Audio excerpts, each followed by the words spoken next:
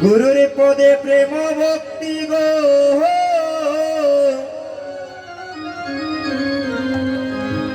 দয়াল গো হলো না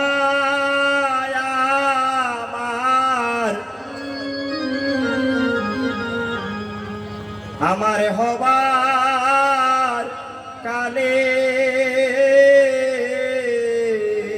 দয়াল গুরু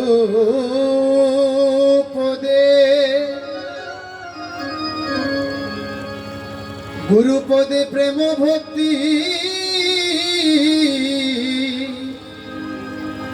এবার হলো না আমার হবার কালে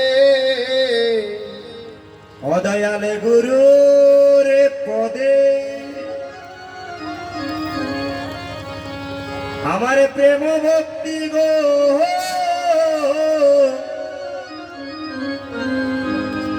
দয়াল গো হলো না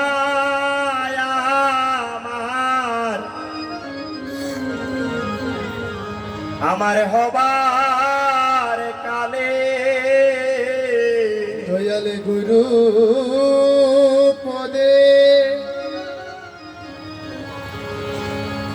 পদে প্রেম ভক্তি এবার হলো না আমার হবার কালে আমার আর নে হবে এই সাদের মানব জনমে গো দয়াল গো বাঙেলে মাতা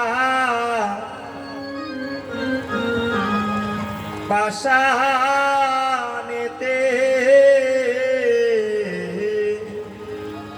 আমার আর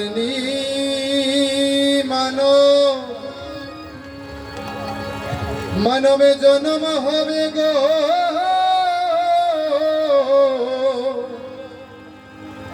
এবারে ভাঙলে মাতা পাশানেতে দয়াল গুরু গো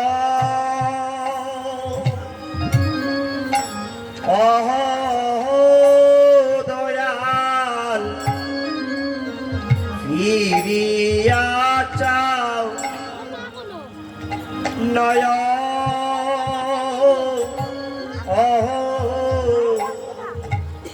নেরকুনে আমার দয়াল গুরু গো ও ফিরিয়া চাও নয় ও নেরি কোনে আমার দয়াল গুরু গুরু গো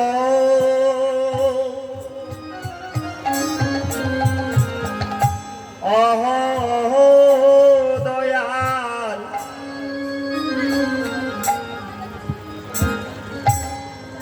ফিরিয়া চাও নয়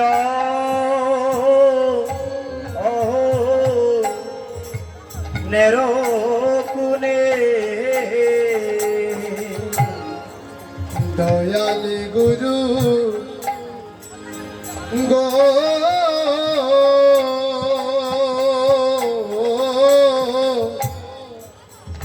ফিরিয়া চাও নয় ও নেরি কোনে একেবারে ফিরিয়া চাও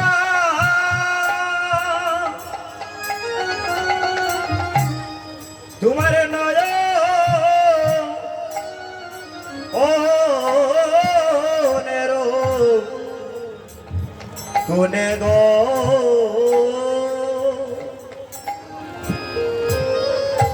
আমার দয়াল গুরু ফিরিয়া চাও নয়নের কোণে একবার ফিরিয়া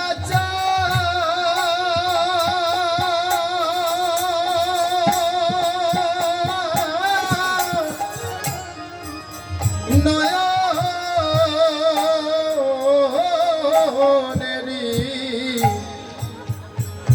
কোনে গো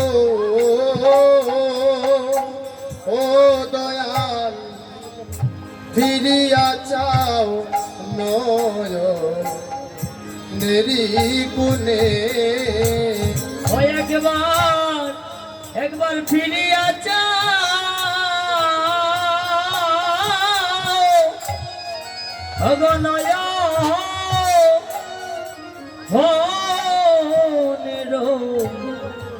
নয়নের তুমি গো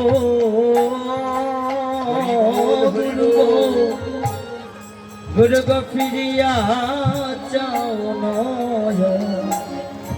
নয়নের কোণে সাধনে বাদী তোমার ভজনে বাদী অহ দয়াল আমি বহু জনমে রাধি গো ও গুরু গো গুরু গো সাধনবাদী ভগ ভজনবাদী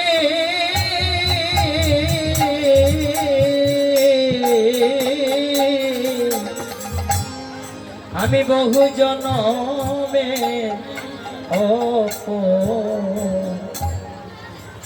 অপরাধী গো দয়াল হে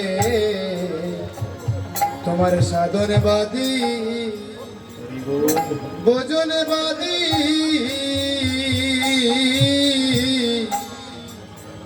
আমি বহু জনমে অপরাধী গো ও গুরু গো তোমার দয়ার গুণে আমায় রাখি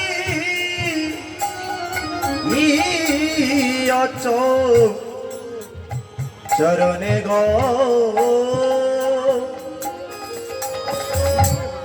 আমার দয়াল গুরু তোমার দয়ার গুণে রাখি চরণে অবয় আমার দয়ার গুণে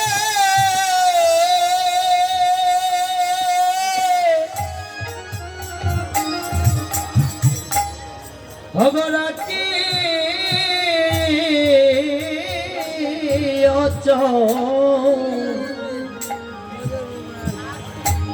ওই চরণে গো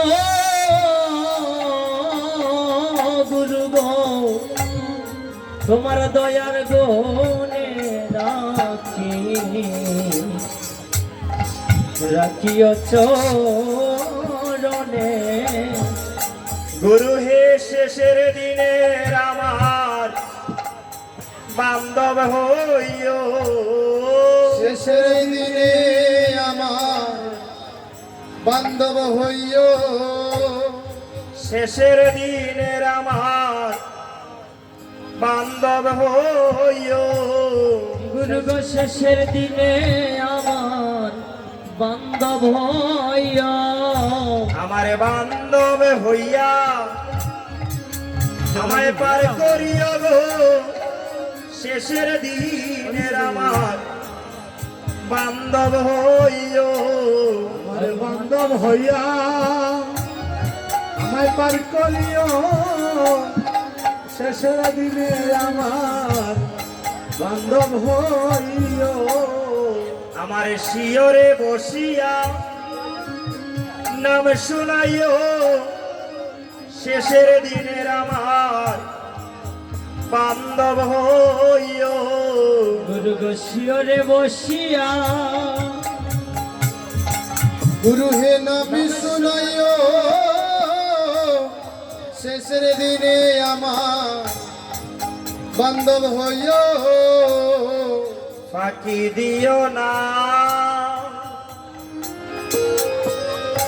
ওহো দয়াল আমার নিদান কালে ভুলে যেও না ফাঁকি দিও না ও দয়াল আমার নিদান কালে ভুলে যেও না ফাঁকি দিও না নিতাই গৌর হরি বল, গুরু গো নিদান কালে ভুলে ভুলে যেও না গুরু গো শেষের দিনের আমার বান্ধব হইও শেষের দিনে আমার বান্ধব হইও আমার বান্ধব হইয়া কৃষ্ণ নাম শুনাইও শেষের দিনের আমার বান্ধব হইও ভগবান্তব হইয়া কৃষ্ণ নাম শোনাইও অগ শেষের দিনে আমার বান্ধব হইয়া আমার বান্ধবে হইয়া পারে করিও গুরু গোবন্ধব হইয়া পারে করিও বান্ধব হইয়া পারে করিও বান্ধব হইয়া পারে করিও আমার শেষের দিনে এই করিও বান্ধব হইয়া পার করিও শেষের দিনে এই করিও বান্ধব হইয়া পার করিও আমার শেষের দিনে এই করিও বান্ধব হইয়া পার করিও শেষের দিনে এই করিও বান্ধব হইয়া পার করিও আমার বান্ধব হইয়া পার করিও বান্ধব হইয়া পার করিও আমার বান্ধব হইয়া পার করিও বান্ধব হইয়া পার করিও শেষের দিনে এই করিও বান্ধব হইয়া পার করিও শেষের দিনে ওই করিও বান্ধব হইয়া পার করিও গুরু জয় গুরু জয় গুরু জয় গুরু জয় গুরু জয় গুরু জয় গুরু জয় গুরু জয় গুরু জয় গুরু জয় গুরু জয়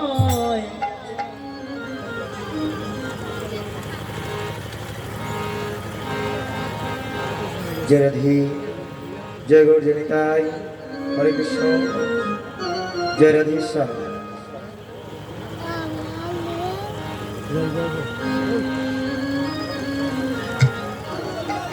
জয় রাধে জয় রাধে সামনে কুমারী কথা জয় রাধে জয় রাধেশ্বর জয় নিতাই জয় নিতাই সুধী গৌর অনুরাগী কৃষ্ণ অনুরাগী দুরাচার ভক্তি দুরাচার সাধনহীনা ভোজনহীনা একদিনহীন কান্দা কীর্তন করিয়া যে আপনাদের মনে আনন্দ দান করতে পারবো বাবা সেই যোগ্যতা এখনো আমার হয় না তো ভক্তগণ এই অঙ্গনে দাঁড়িয়েছি কেবলমাত্র আপনাদের চরণদুলি এই অভাজনের শিরে ধারণ করবো বলে তাই তাই গৌর হরি বল কেননা লব মাত্র সাধুর সঙ্গ জীবের সর্বসিদ্ধি হয়ে সর্বস্বীতি হয়। তাই সাধুগুরু বৈষ্ণবের সংস্পর্শ পাওয়া মাত্র যদি কেউ ঘোর পাপীও থাকে বাবা, তাহলে তার অঙ্গের স্পর্শে তার হৃদয়ে হৃদয়ে যখন আলিঙ্গন ঘটে, তখন তার অন্তরের যত পাপ আছে সব দুর্বৃত হয়ে যায়। তা আপনারা হচ্ছেন সাধুগুরু বৈষ্ণব জন, কোটি জন্মের স্বীকৃতি আছে বিদায় মাগো, কোটি জন্মের স্বীকৃতি আছে বিদায় আজ আপনারা এই অঙ্গনে আসার এবং বসার স্থান দিয়েছেন। দেখেন এক এক জন্মের বাকি এই মনুষ্য জন্ম লাভ করা হয় নাই। কোটি জন্মের যদি স্বীকৃতি না থাকতো তাহলে এহেন সাধুর বৈষ্ণব সঙ্গ লাভ করা যেত না, তাই না ভক্তগণ?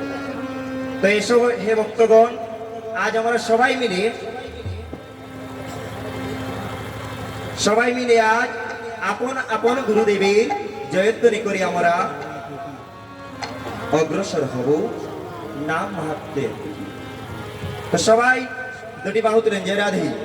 সবাই হরিবোল হরিবোল। মায়েরা বোনেরা আমার যারা যারা আছেন সবাই দেখেন, গৌর হরি হচ্ছেন আমাদের জগৎ পিতা। পিতার সম্মুখে আত্মসমর্পণ করতে লজ্জা নেই বাবা, তাই না?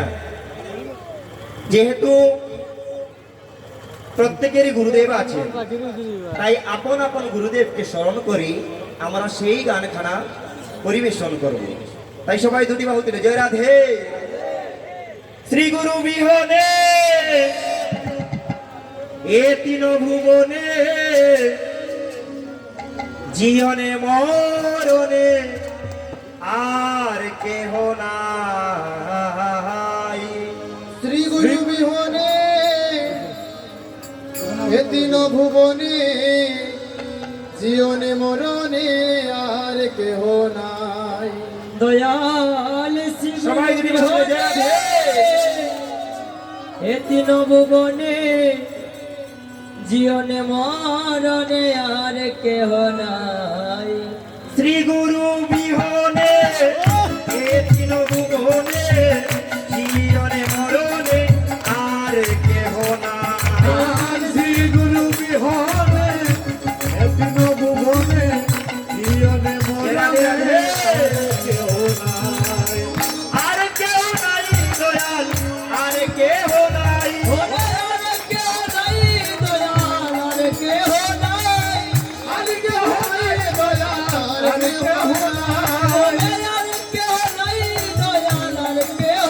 দয়াল শ্রী গুরু বিহনে এ তিন ভুবনে, জীবনে মরণে আর কেহ নাই। জীবনে মরণে আর কেহ নাই। গুরু আদি মূল, মূলে না করিও ভুল, মূলে ধরিয়া কেন ডাকো না রে ভাই। গুরু আদি মূল, মূলে কইল না ভুল, মূল দরিয়া কেন ডাকো না রে ভাই। গুরু আদি মূল, মূলে না করিও ভুল, মূলে ধরিয়া কেন ডাকো না রে ভাই। রয়াদি মল মলে কইল না বল, বলি দরিয়া কেন ডাকো না রে ভাই। মূলে ধরিয়া কেন ডাকো না রে ভাই। বলি দরিয়া কেন ডাকো না রে ভাই। মূল দরিয়া কেন ডাকো না রে ভাই। দয়াল শ্রী গুরু বিহনে এ তিন ভুবনে, জীবনে মরণে আর কেহ নাই।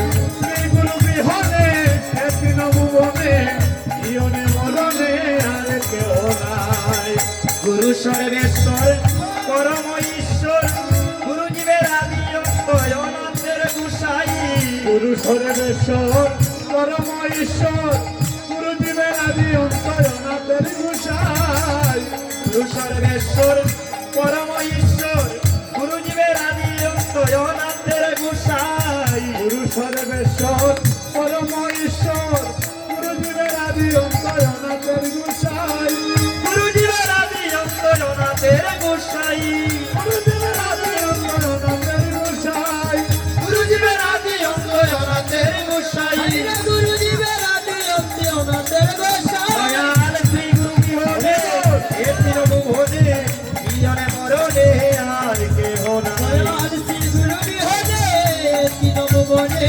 জীবনে মরণে আর কেহ নাই। গুরু নাম সত্য অনিত্য নিত্য, অন্য নামে মুখে নিও না রে ভাই। গুরু নামে সত্য অনিত্য নিত্য, অন্য নামে মুখে নিও না রে ভাই। গুরু নাম সত্য অনিত্য নিত্য, অন্য নামে মুখে নিও না রে ভাই।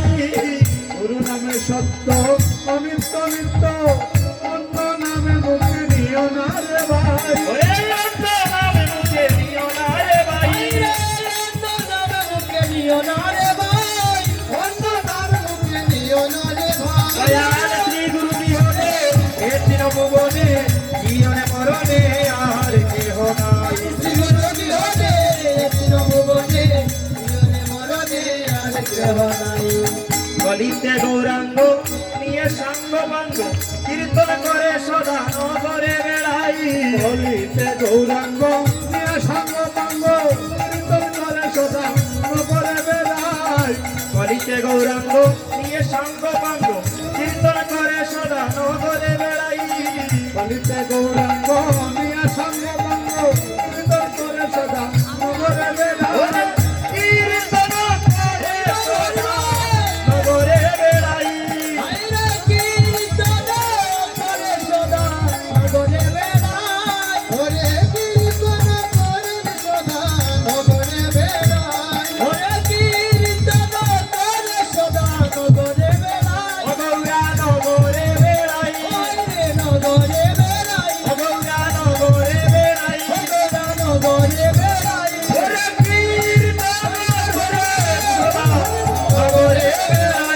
ওরে কীর্তন করে সদা নগরে বেড়াই। দয়াল গুরু বিহনে এ তৃণভুবনে,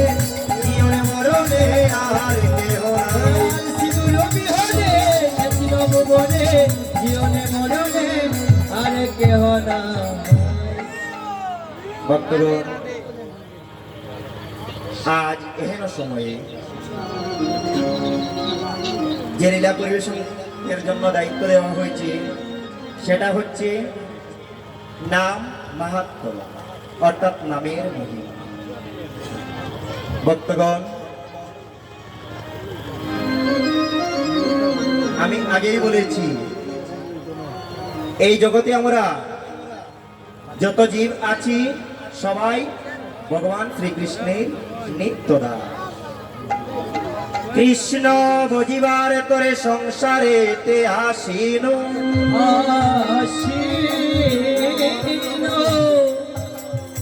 মিছে মায়ায় বদ্ধ হইয়া বৃক্ষ সম হইল। কৃষ্ণ বুঝিবার তরে এই জগৎ সংসারে আমাদের আসা। 84 লক্ষ জনী ভ্রমণ করার পর বাবা এই অতিসাদের দেহ আমরা লাভ করি।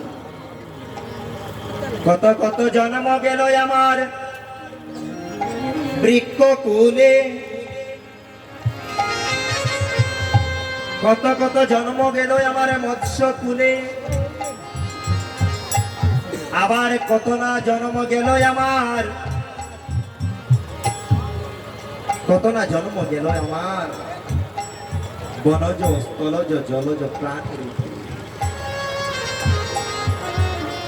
কিন্তু বাবা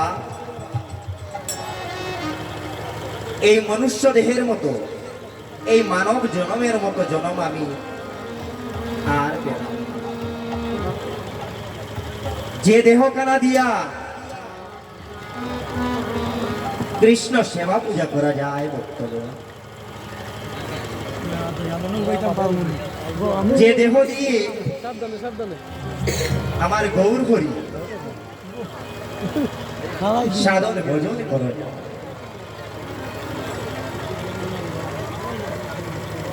এই অতিসাদের দেহ আমরা পেলাম বটি, কিন্তু সেই দেহখানাকে আমরা গোবিন্দ চরণে আজ অবধি সমর্পণ করতে পারলাম।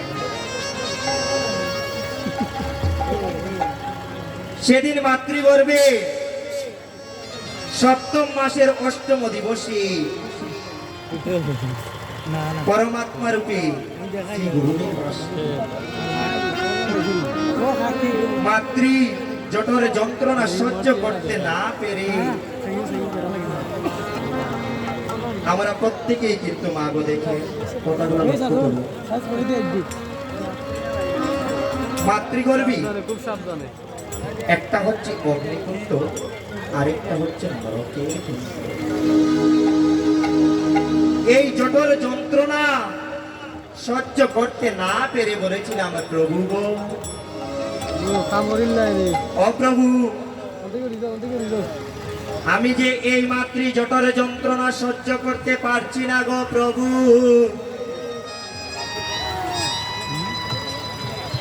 তুমি আমাকে এই জঠর যন্ত্রণা হতে আমায় উদ্ধার করো। ও প্রভু, তুমি যদি আমায় ওই মাতৃ জঠরে যন্ত্রণা হতে আমায় উদ্ধার করো প্রভু,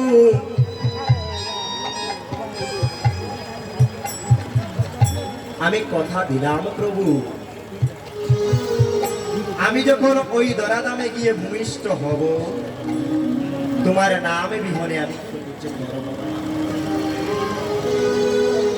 আমি যা কিছু আহার করব প্রভু গো, তোমায় নিবেদন না করে আমি কোনো কিছু আহার করব না প্রভু। ও প্রভু, তুমি আমায় মাতৃ জঠর যন্ত্রণা হতে উদ্ধার করো। প্রভু ঠিকই প্রভুর কথা রাখলে, কিন্তু বাবা আমরা যখন এই জগৎ সংসারে আসলাম,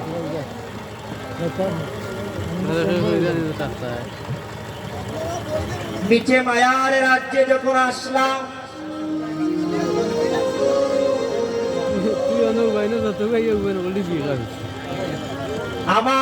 আমার করতে করতে আমাদের স্বাদের দিনগুলো আমরা কাটি। একটা দিনও গোবিন্দ চরণে নিজেকে সমর্পণ করতে পারলাম না।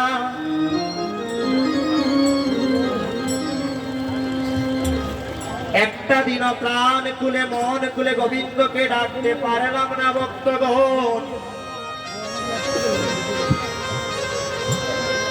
কেন পারলাম না বাবা? এই জগৎ সংসারটা হচ্ছে একটা মিছে মায়ার রাজ্য। এই মায়া নামক বস্তুটা আমাদের প্রত্যেকে এমন ভাবে আকৃষ্ট করে আছে, এমন ভাবে গ্রাস করে আছে, আমরা কিছুতেই গোবিন্দের প্রতি অগ্রসর হতে পারি না।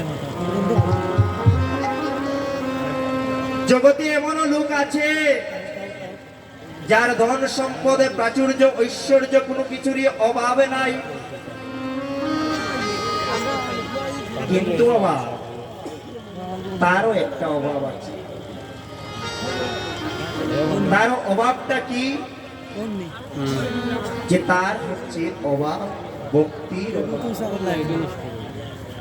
কেননা ধন সম্পদ ঐশ্বর্য প্রাচুর্যের পিছনে ছুটতে ছুটতে ওই মাথার মধ্যে সর্বক্ষণ ঐশ্বর্যের চিন্তাই থেকে যায়। কিন্তু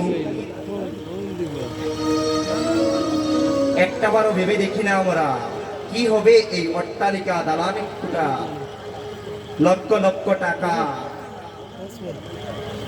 দেখবেন বক্তব্য,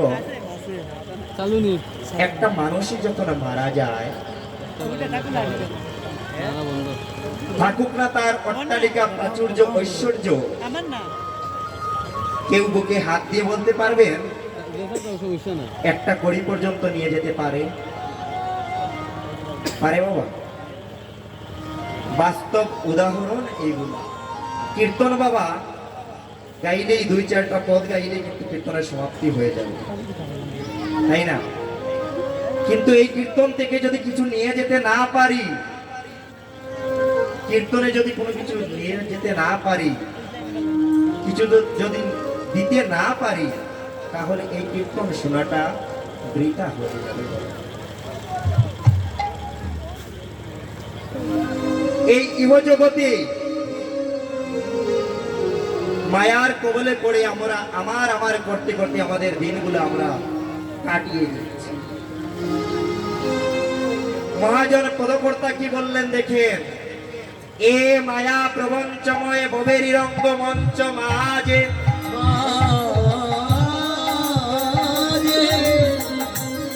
রঙ্গেরি নাট নটবর হরি, যারে যেভাবে সাজায় সে সেইভাবেই সাজে। কি বললেন, এই জগৎ সংসারটা হচ্ছে একটা নাট্যমঞ্চের মতো।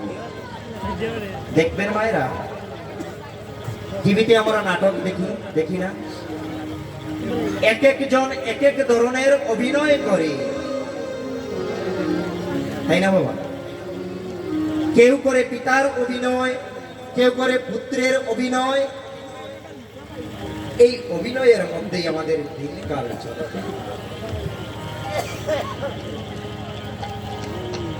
কিন্তু যার জন্য এই জগৎ সংসারে আসা, সেই গোবিন্দের প্রতি আমাদের স্মরণে একটা বার হয় না, গোবিন্দ হে একটা বারও আমরা প্রাণ খুলে মনে খুলে গোবিন্দকে ডাকতে পারি না।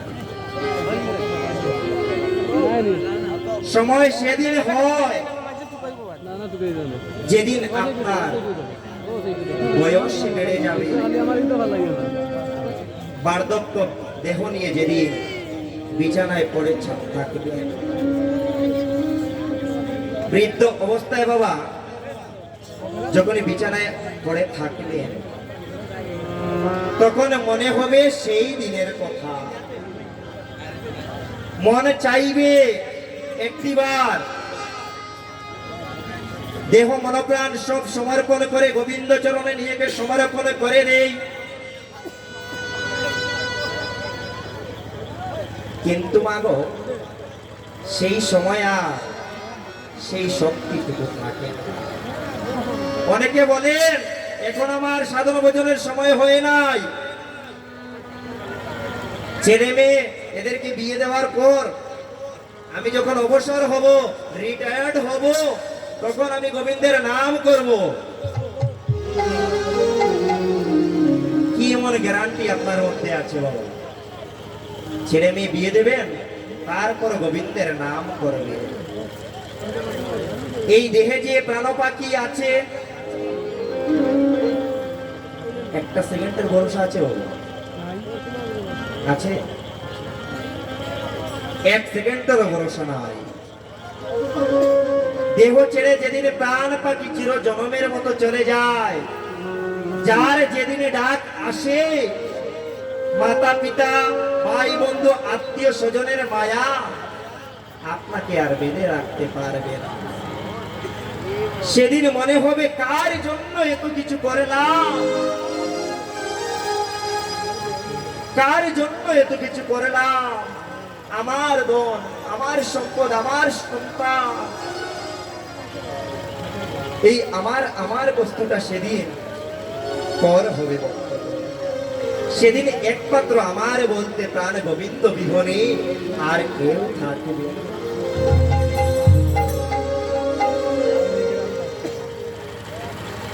কৃষ্ণ বুঝিবার তোরে সংসারেতে আসিল,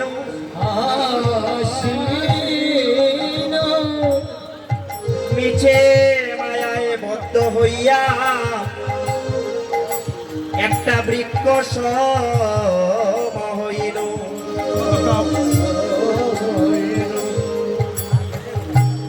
প্রত্যেকেই আসি কৃষ্ণ বুঝিবার,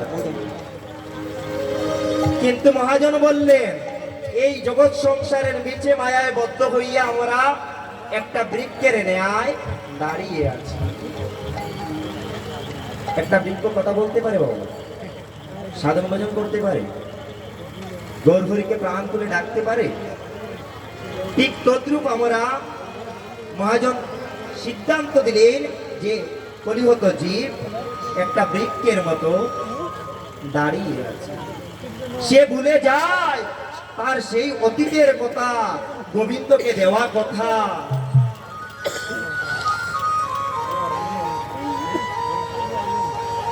তাই যতটুকু সময় আছে দেখবেন, চেষ্টা করবে কিছুটা সময় অন্তত ভগবানের প্রতি মনোনিবেশ করা।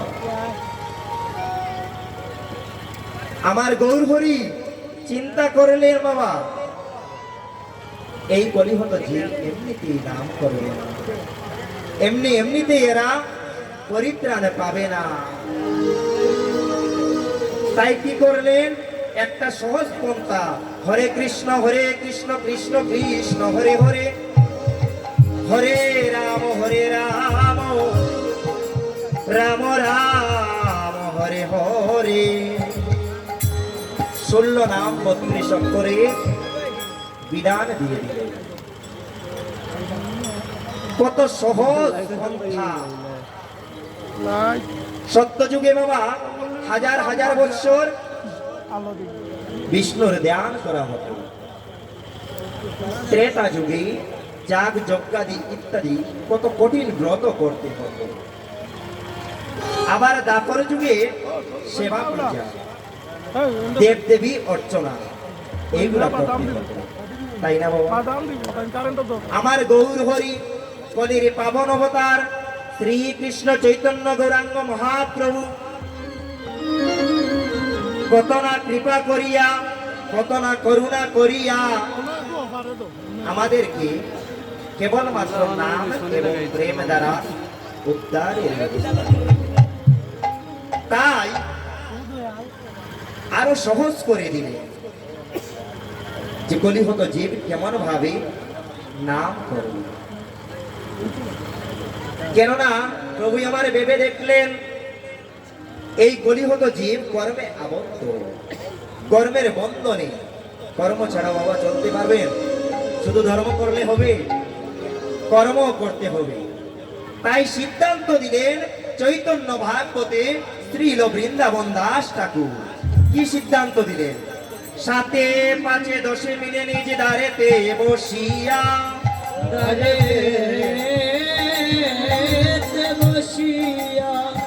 কীর্তন করহ সবে হাতে তালি দিয়া, হাতে তালি দিয়া। সেই কীর্তন করতে এরকম যন্ত্রেরও প্রয়োজন হবে না। 7 5 10 মিলে নিজ দ্বারেতে বসিয়া কীর্তন করহ সবে হাতে তালি দিয়া। তাই মহাজন কি বললেন দেখেন, জয় রাধে। হাতে করো কাজ আর মুখে বলো হরি, মানব জনম তোমার যাইবে গতরি। হাতে করো কাজ আমার মুখে বলো হরি, মানব জনম তোমার যাইবে গোতরি। সবাই যদি বাজলে জয় রাধে সবাই। হাতে করো কাজ মুখে বলো হরি, জয় রাধে। মানব জনম তোমার যাইবে গোতরি। আর হাতে করো কাজ আর মুখে বলো হরি, মানব জনম তোমার যাইবে গোপারি। হাতে করো কাজ মুখে বলো হরি, মানব জনম তোমার যাইবে গোতরি। মানব জনম তোমার যাইবে গতরি। মানব জনম তোমার যাইবে গোতরি। মানব জনম তোমার যাইবে গোপারি। মানব জনম তোমার যাইবে গোতরি। হাতে করো কাজ আর মুখে বলো হরি, মানব জনম তোমার যাইবে গতরি। হাতে করো কাজ মুখে বলো হরি, মানব জনম তোমার যাইবে গোপারি। মানব জনম তোমার যাইবে গতরি। মানব জনম তোমার যাইবে গোতরি। মানব জনম তোমার যাইবে গতরি। মানব জনম তোমার যাইবে গোতরি। এবার হাতে করো কাজ আর মুখে বলো হরি, মানব জনম তোমার যাইবে গতরি। হাতে করো কাজ আর মুখে বলো হরি, মানব জনম তোমার যাইবে গোপারি। হরি বল হরি বল, হরি বল হরি বল, হরি বল হরি বল, হরি বল হরি বল। রাম বিনে আর নাই সম্পদ, হরি বল হরি বল।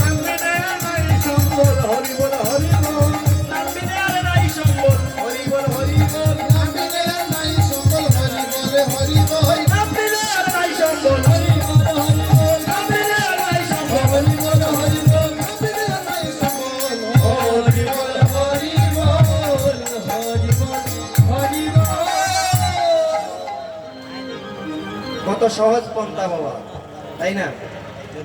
হাতে করো কাজ, মুখে বলো হরি, অর্থাৎ কর্ম করে যাও আর ভগবানের নাম করে যাও। কত সহজ বিরাট। মধুময় শ্রীরাম নব দ্বীপে নব নবদ্বীপে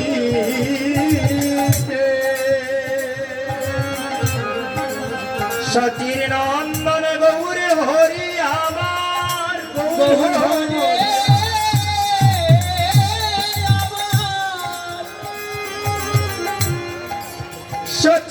সচিমায়ের দুলালিয়া দোলালিয়া বিষ্ণু প্রিয়ার প্রাণদ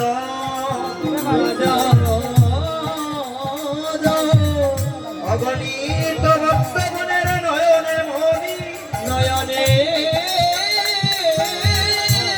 মনি ওহে আমার শ্রী সচির নন্দন গৌরাব নমাদি গরা বনমালী জগজ্জীব উদ্ধারের জন্য এই ধরা দামে অবতীর্ণ। তাই মাগো গৌরহরি আবির্ভাবের পূর্বে সেই শান্তিপুরের পঞ্চতত্ত্বের মধ্যে একজন এসেছিলেন। তিনি কে জানেন বাবা? শান্তিপুরের একজন কিন্তু এই পঞ্চতত্ত্বের মধ্যে একজন। তিনি হচ্ছেন আমার অদ্বৈত প্রভু। তো অদ্বৈত প্রভু সর্বপ্রথম আমার গৌরহরিকে একদল তুলসী পত্র এবং এক কুণ্ড জলে দ্বারা প্রভুই আমার আরাধনা করেছিলেন। গৌরহরিকে আনার জন্য আরাধনা করেছিলেন গঙ্গার জল এবং তুলসী পত্র দ্বারা। তো সেই শান্তিপুরের বুড়া ঠাকুর আমার কত না কৃপা করে কলিহত জীবের দ্বারে দ্বারে নাম মিলাবেন বলে আমার গৌরহরিকে আহ্বান জানালেন। তো এসে ভক্তগণ, আজ আমরা সবাই মিলে সেই মহান অদ্বৈত প্রভুর একটা কীর্তন করি সবাই মিলে, জয় রাধে। আমার মনে হচ্ছে মায়েদের একটু ঠান্ডা লাগছে, তাই